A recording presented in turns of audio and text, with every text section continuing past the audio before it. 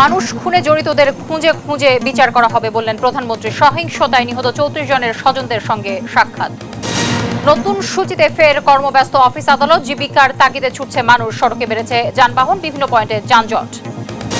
10 দিন বন্ধ থাকার পর চালু হলো মোবাইল ইন্টারনেট সেবা। গ্রাহকদের 3 দিনের জন্য 5 জিবি ডাটা বোনাস দেবে অপারেটররা। দুর্বৃত্তের হামলায় লন্ডভন্ড গাজীপুর মহানগরী, বাদ যায়নি মেয়রের বাসভবনও। ক্ষয়ক্ষতি 200 কোটি টাকা, তদন্ত কমিটি গঠন। এবং ব্রাহ্মণবাড়িয়ায় 2 সন্তানসহ স্বামী স্ত্রীর ঝুলন্ত লাশ উদ্ধার। পারিবারিক কলহ থেকে এ ঘটনা বলছে পুলিশ। এলাকায় শোকের ছায়া।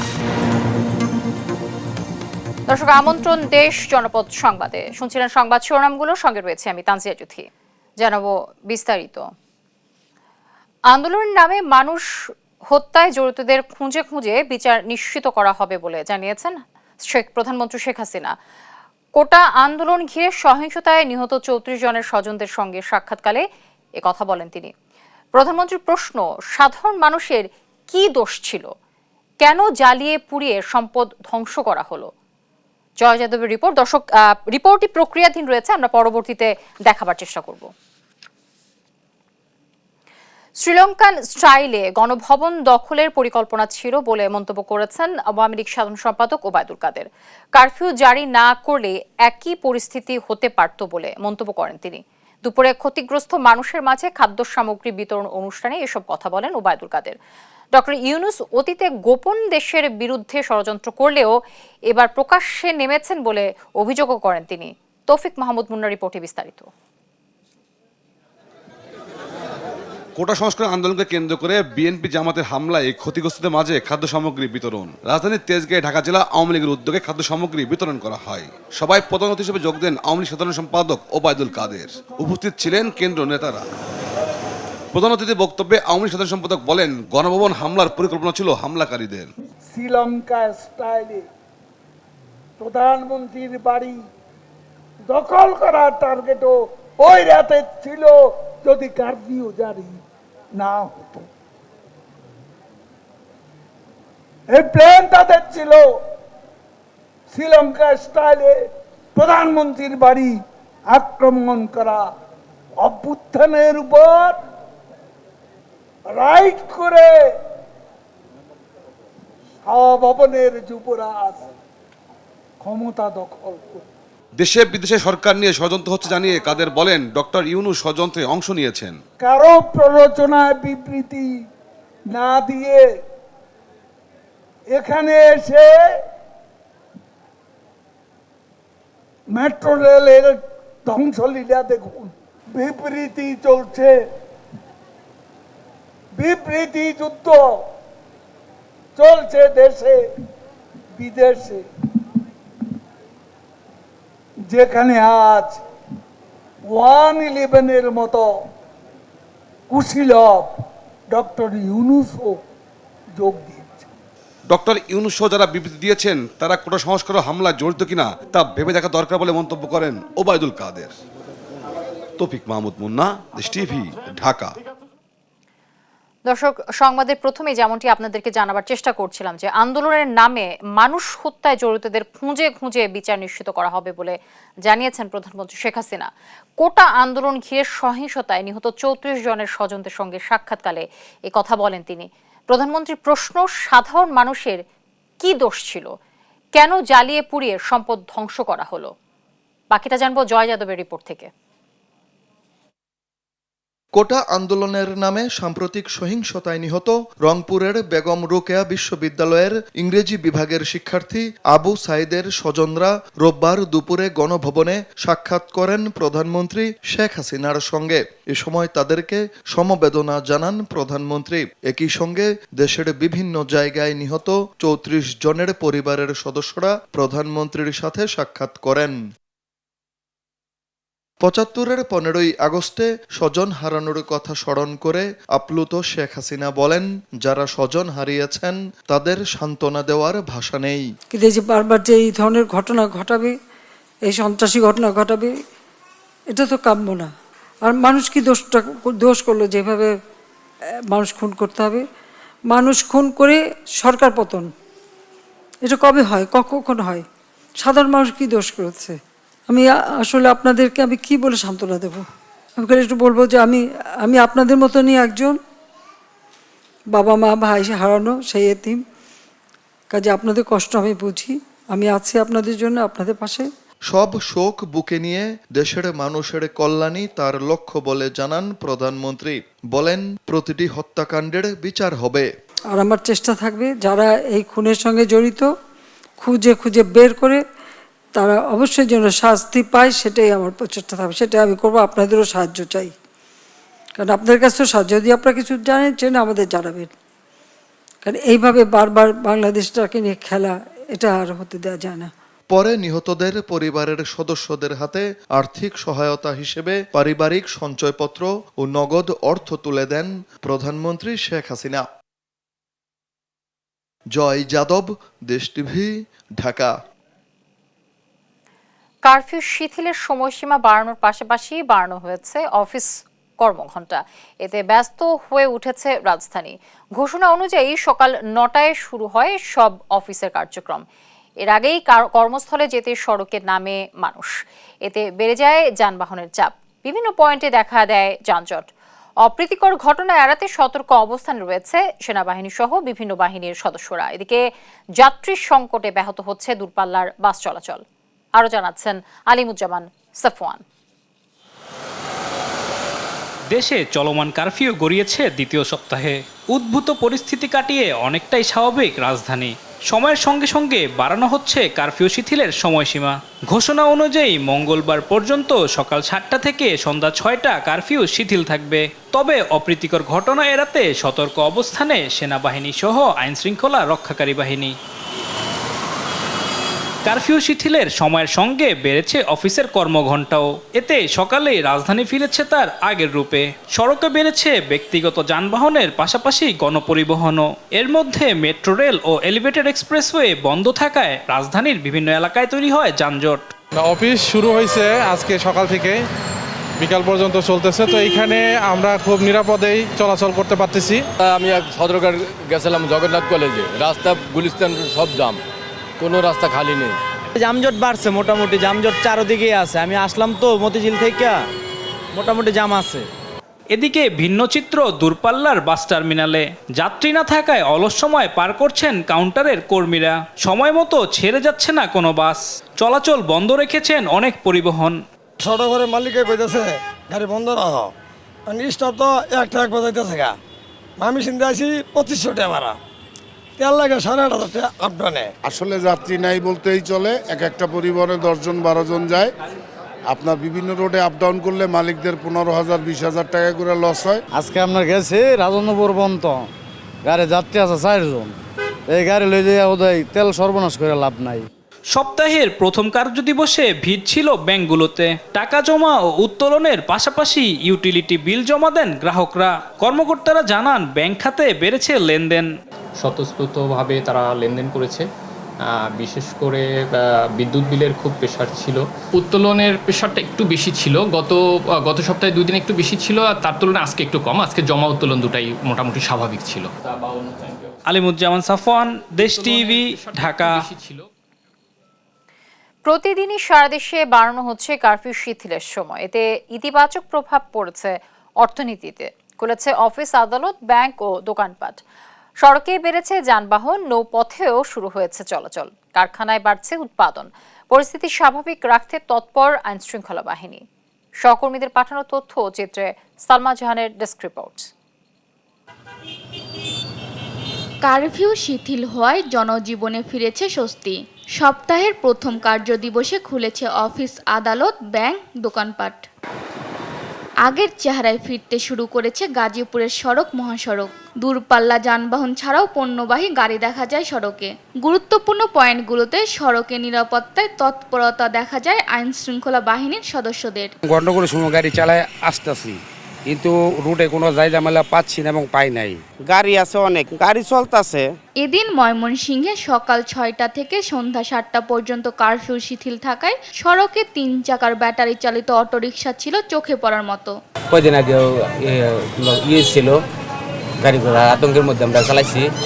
এখন একটু ভয়টা কেটে উঠছে। 5-7 দিন আগে যে আতঙ্কটা ছিল, এখন এই আতঙ্কটা আস্তে আস্তে কমছে। আমরা আগে যা ব্যবসা করতাম তার একটু বাড়তেছে। গত এক সপ্তাহ বঙ্গবন্ধু সেতু দিয়ে যানবাহন চলাচল ছিল একদমই কম।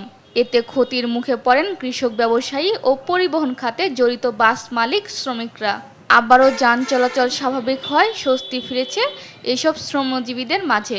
এক সপ্তাহ ধরে পরিবহন সেক্টরটা বন্ধ ছিল। এখানে মালিক, শ্রমিক মানে বাসের সাথে যারা সম্পৃক্ত আছে, আমরা যারা সকলেই ক্ষতিগ্রস্ত। কুষ্টিয়ায় সকাল 6টা থেকে রাত 8টা পর্যন্ত শিথিল কারফিউ। এতে মানুষের আনাগোনাও বেড়েছে সড়কগুলোতে, দূরগন্তব্যে ছেড়েছে যানবাহনও। সাধারণ মানুষ দ্রুতই ফিরতে চায় আগের স্বাভাবিক জীবনে। আমরা কোনো হট্টগোল গ্যাঞ্জাম কিছু চাই না। আমরা সাধারণ মানুষ, সাধারণভাবে চলাফেরা করব, কর্মস্থলে যাব, এটাই আমরা চাই।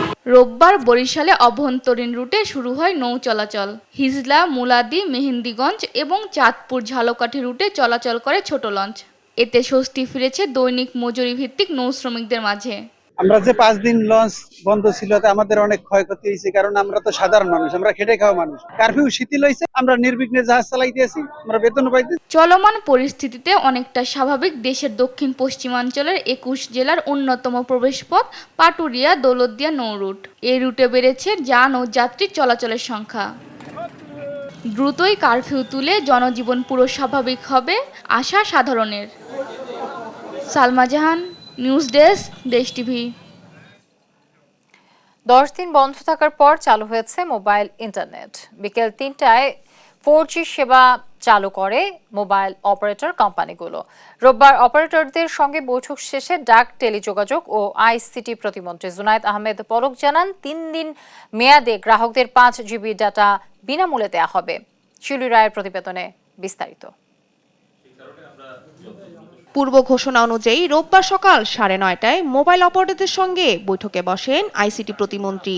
এতে অংশ নেয় মোবাইল আর্থিক সেবা প্রতিষ্ঠান, বিকাশ, নগদ, রকেট ও উপায়ের প্রতিনিধিরাও। প্রায় 1.5 ঘন্টা বৈঠক শেষে গণমাধ্যমকে মোবাইল ইন্টারনেট চালুর বিষয়ে সিদ্ধান্ত তুলে ধরেন জুনায়েদ আহমেদ পলক। মোবাইল নেটওয়ার্ক যারা আসবেন, ব্যবহার করবেন এবং 4Gতে যখন যুক্ত হবেন, তখন মোবাইল ইন্টারনেট ব্যবহারকারী প্রত্যেক গ্রাহক 3 দিনের জন্য 5GB বোনাস তারা ডেটা পাবেন। এই সময় প্রতিমন্ত্রী জানান, ফেসবুক, টিকটক সহ অন্যান্য সামাজিক যোগাযোগ মাধ্যমকে ব্যবস্থা নিতে চিঠি দিলেও তেমন সাড়া মেলেনি। তবে চিঠির জবাব দিতে এইসব প্রতিষ্ঠানকে 31 জুলাই পর্যন্ত সময় বেঁধে দেওয়ার কথা জানান তিনি। ফেসবুক, ইউটিউব এবং টিকটককে এবং সোশ্যাল মিডিয়া যারা পপুলার প্ল্যাটফর্ম আছে, তাদেরকে আমরা একটা চিঠি দিয়েছি বিটিআরসি থেকে। এই সময় মোবাইল ফোনে VPN অ্যাপ ব্যবহারে বিভিন্ন ক্ষতিকারক দিকও তুলে ধরেন আইসিটি প্রতিমন্ত্রী। কোটা আন্দোলনকে ঘিরে দেশের অস্থিতিশীল পরিস্থিতি সৃষ্টি হওয়ায় 18 জুলাই বন্ধ করে দেওয়া হয় ব্রডব্যান্ড ও মোবাইল ইন্টারনেট সেবা। শিউলি রায়, দেশ টিভি, ঢাকা। দুর্বৃত্তের হামলায় প্রায় 200 কোটি টাকার ক্ষয়ক্ষতি হয়েছে গাজীপুর সিটি কর্পোরেশনে। হামলা চালানো হয় 1 ও 3 নম্বর আঞ্চলিক কার্যালয়ে। সন্ত্রাসীরা ভাঙচুর ও অগ্নিসংযোগ করে অর্ধশতাধিক গাড়ি। হামলা চালানো হয় মেয়রের বাসভবনেও। ঘটনার তদন্তে কমিটি করেছে কর্তৃপক্ষ। মাজহারুল ইসলামের রিপোর্টে বিস্তারিত।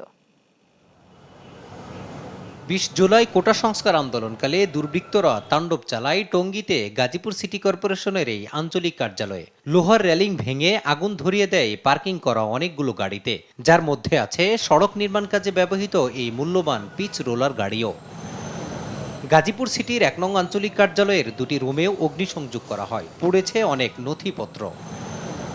দুর্বৃত্তরা তাণ্ডব চালায় গাছা থানায় অবস্থিত 3 নং আঞ্চলিক কার্যালয়েও। সেখানেও আগুন ধরিয়ে দেয় একটি গাড়িতে, ভাঙচুর করে ভবনের গ্লাস।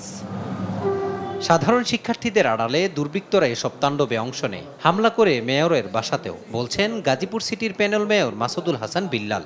অর্ধশতাধিক গাড়িতে অগ্নিসংযোগ করা হয়েছে। 2 জন কাউন্সিলরের কার্যালয় ভাঙচুর করা হয়েছে, অগ্নিসংযোগ করা হয়েছে। মাননীয় মেয়র মহোদয়ের বাসভবনে ভাঙচুর করা হয়েছে। আমরা ধারণা করছি আনুমানিক 200 কোটি টাকার পরিমাণ ক্ষতি সাধিত হয়েছে গাজীপুর সিটি কর্পোরেশন। নগর ভবনকে হামলা, সেখানে জনগণের সম্পদকে ধ্বংস করা হয়েছে, নষ্ট করা হয়েছে। সিটি কর্পোরেশনের সম্পদ নষ্ট করা হয়েছে, এটা রাষ্ট্রের সম্পদ। এই রাষ্ট্রীয় সম্পদ কোনো সাধারণ মানুষ নষ্ট করতে পারে না, এইভাবে আক্রমণ চালাতে পারে না। অপরাধীদের শাস্তির আওতায় আনতে এরই মধ্যে মামলা হয়েছে বলেও জানান তিনি। মাজহারুল ইসলাম, দেশ টিভি, ঢাকা। কোটা আন্দোলন ঘিরে সহিংসতা চলাকালে নির্মম হত্যাকাণ্ডের শিকার হন গাজীপুরের যুবলীগ নেতা জুয়েল মোল্লা। গেল 19 জুলাই উত্তরায় বাংলাদেশ মেডিকেলের সামনে কুপিয়ে হত্যার পর গাছে ঝুলিয়ে রাখা হয় মরদেহ। সহকর্মী নজরুল ইসলামের তথ্য ও ছবিতে এ বিষয়ে আরো জানাচ্ছেন আপন অপু।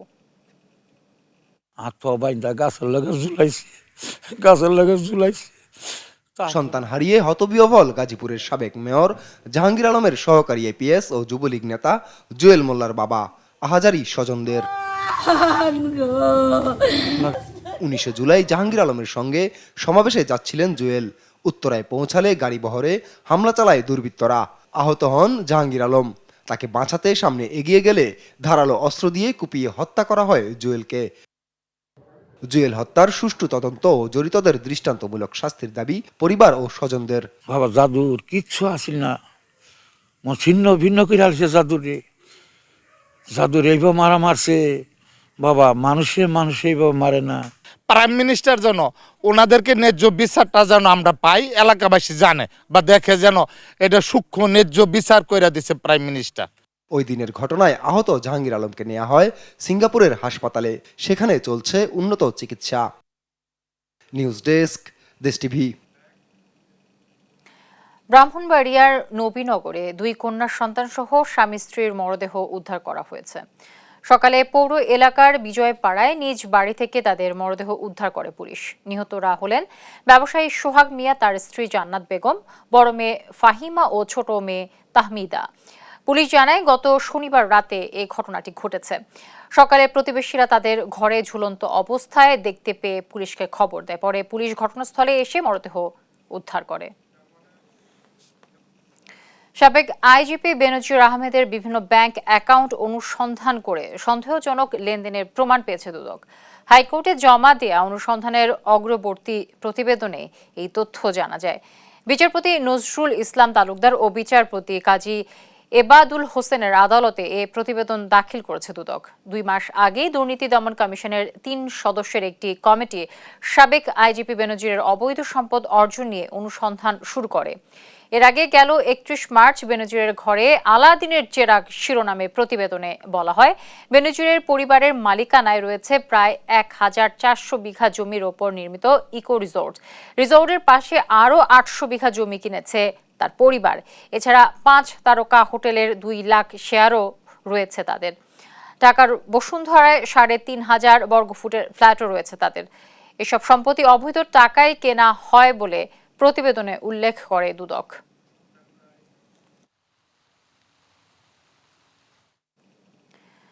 আন্তর্জাতিক অপরাধ ট্রাইব্যুনালে মানবতা বিরোধী অপরাধের বিচার নিয়ে বিরূপ মন্তব্য করায় আইনজীবী মহসিন রশিদ ও সাংবাদিক কনক সরোয়ারের বিরুদ্ধে আদালত অবমাননার দায়ে কেন শাস্তিমূলক ব্যবস্থা গ্রহণ করা হবে না তা জানতে চেয়ে রুল জারি করেছেন আপিল বিভাগ।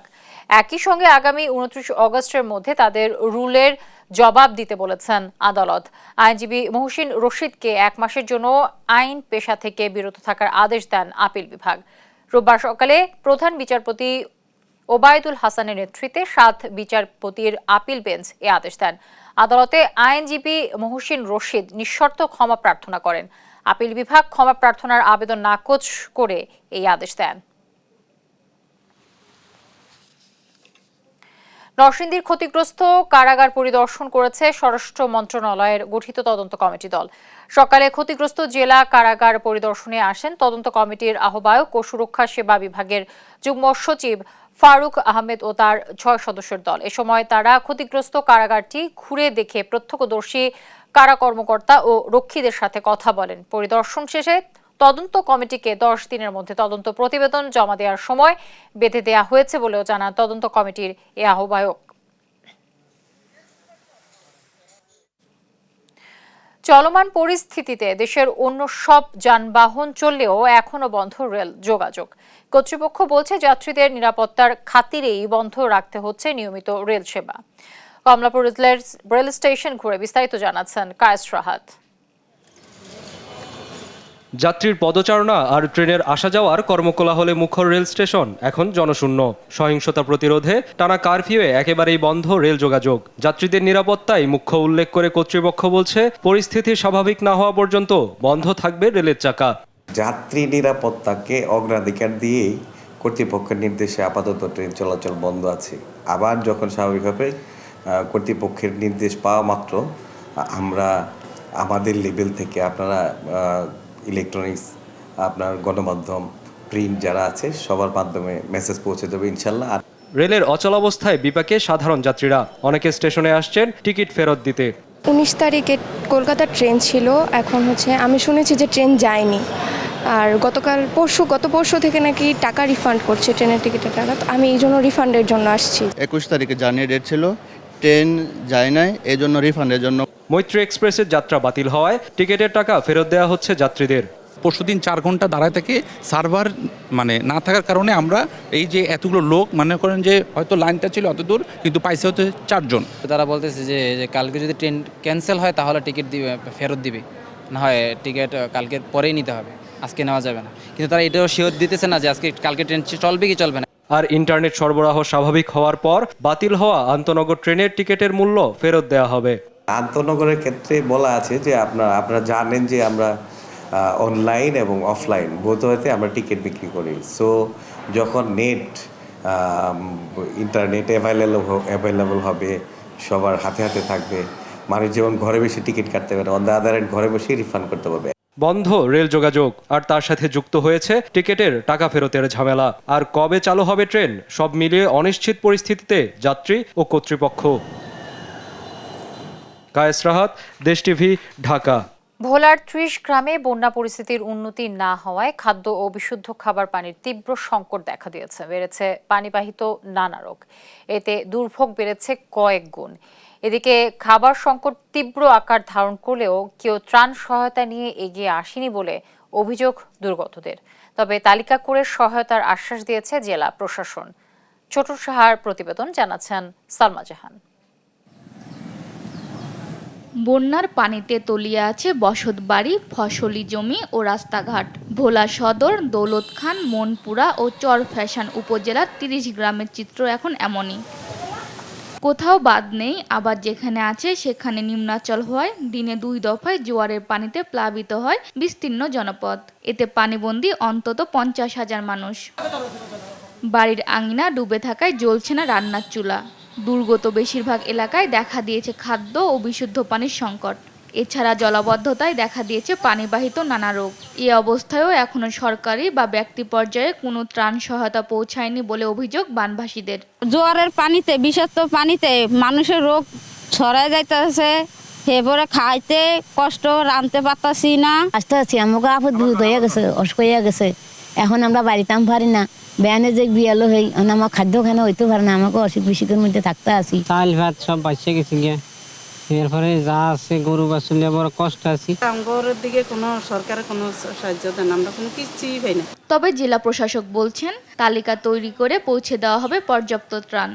বরাবরই দুর্যোগ ব্যবস্থাপনা এবং ত্রাণ মন্ত্রণালয়ের পক্ষ থেকে যারা দুর্গত হন তাদেরকে সহায়তা দিয়ে থাকি। তো এ পর্যায়েও আমাদের উপজেলা নির্বাহী অফিসারদেরকে আমি নির্দেশনা দিয়েছি যে এরকম কোনো দুর্গত মানুষ যদি থাকে তাহলে পরে তাদের তালিকা তৈরি করার জন্য, এবং আমরা সেটার ত্রাণ সরবরাহ করব। দ্রুত সরকারি সহায়তা পেলে অনেকটা সংকট কাটিয়ে ওঠার আশা দুর্গতদের। নিউজ ডেস্ক, দেশ টিভি। নওগাঁয় গড়ে উঠেছে পিতলের গহনা তৈরি কারখানা। সোনার দাম বাড়ায় বিকল্প হিসেবে নারীদের কাছে জনপ্রিয় হয়ে উঠেছে এই গহনা। দেশের চাহিদা মিটিয়ে এখানকার গহনা যাচ্ছে বিদেশেও। সম্ভাবনাময় এই খাতে সরকারি সহায়তা চান উদ্যোক্তারা। সহকর্মী কাজী কামাল হোসেনের তথ্য ও চিত্রে সালমা জাহানের ডেস্ক রিপোর্ট।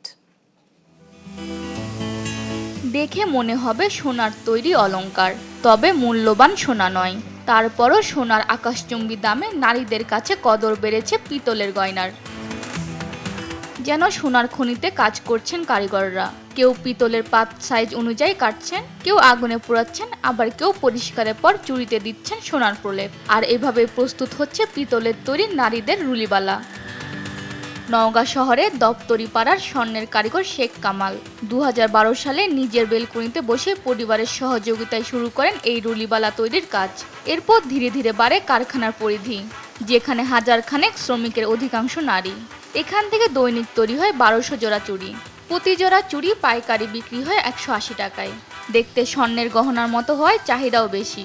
দেশীয় বাজার পেরিয়ে এসব গহনা রপ্তানি হয় পার্শ্ববর্তী কয়েকটি দেশেও। বাসার বেলকুনিতে একা শুরু করছিলাম, এখন পর্যায়ক্রমে চাহিদা বাড়ার কারণে হইতে এই 12 সাল থেকে এখন পর্যন্ত এটা আমাদের 2-3 হাজার শ্রমিকে পরিণত হয়েছে এবং আশা করতেছি এটা আরও দিন দিন চাহিদা আরও বাড়বে। আমাদের প্রতিবেশী দেশগুলোতে এটার অনেক চাহিদা আছে। সাংসারিক কাজের পাশাপাশি এই কারখানায় কাজ করে বাড়তি আয় করছেন বহু নারী। সেই সঙ্গে লেখাপড়ার পাশাপাশি এখানে শ্রম দিয়ে আয় করছেন শিক্ষার্থীরাও। সংসারের আর্থিক উপার্জনের একটু সমস্যা হলে তারা এখানে বেশি করে, এখানে করলে আমাদের একটু সংসারের মজুরির একটু বাড়ে, ভালো হয়। একটু আর্থিক সমস্যার জন্য এখানে অবসর টাইমটা আমরা এখানে কাজ করে একটু অর্থ পাই, এটা দিয়ে আমাদের পরিবারের সচ্ছলতা একটু আসে। পড়াশোনা, ম্যাথ খরচ এগুলোর পাশাপাশি পরিবারকেও আমি মোটামুটি লিড করতে পারি, সাপোর্ট করতে পারি। রপ্তানি সহ মালিক শ্রমিকদের সব ধরনের সহযোগিতার কথা জানান বিসিক শিল্পনগরীর এই কর্মকর্তা। এক্সপোর্ট কোয়ালিটি সম্পন্ন তারা প্রোডাক্ট তৈরি করতে পারে, সেক্ষেত্রে আমরা তাদেরকে দেশের বাইরে রপ্তানি করার ক্ষেত্রে যে ধরনের তাদেরকে সুযোগ সুবিধা দেওয়ার কথা সেটা আমরা দিতে পারবো। সম্ভাবনাময় এই শিল্পকে এগিয়ে নিতে সরকারের পর্যাপ্ত পৃষ্ঠপোষকতার দাবি উদ্যোক্তাদের। নিউজ ডেস্ক, দেশ টিভি। এ পর্যায়ে দেশ জনপদ সংবাদ শিরোনামগুলো জানিয়ে দিচ্ছি আরও একবার। মানুষ খুনে জড়িতদের খুঁজে খুঁজে বিচার করা হবে বললেন প্রধানমন্ত্রী। সহিংসতায় নিহত 34 জনের স্বজনদের সঙ্গে সাক্ষাৎ। নতুন সূচিতে ফের কর্মব্যস্ত অফিস আদালত, জীবিকার তাগিদে ছুটছে মানুষ, সড়কে বেড়েছে যানবাহন, বিভিন্ন পয়েন্টে যানজট। 10 দিন বন্ধ থাকার পর চালু হলো মোবাইল ইন্টারনেট সেবা, গ্রাহকদের 3 দিনের জন্য 5 জিবি ডাটা বোনাস দেবে অপারেটররা। দুর্বৃত্তের হামলায় লন্ডভন্ড গাজীপুর মহানগরী, বাদ যায়নি মেয়রের বাসভবন, ক্ষয়ক্ষতি 200 কোটি টাকা, তদন্ত কমিটি গঠন। এবং ব্রাহ্মণবাড়িয়ায় 2 সন্তানসহ স্বামী স্ত্রীর ঝুলন্ত লাশ উদ্ধার, পারিবারিক কলহ থেকে এ ঘটনা বলছে পুলিশ, এলাকায় শোকের ছায়া।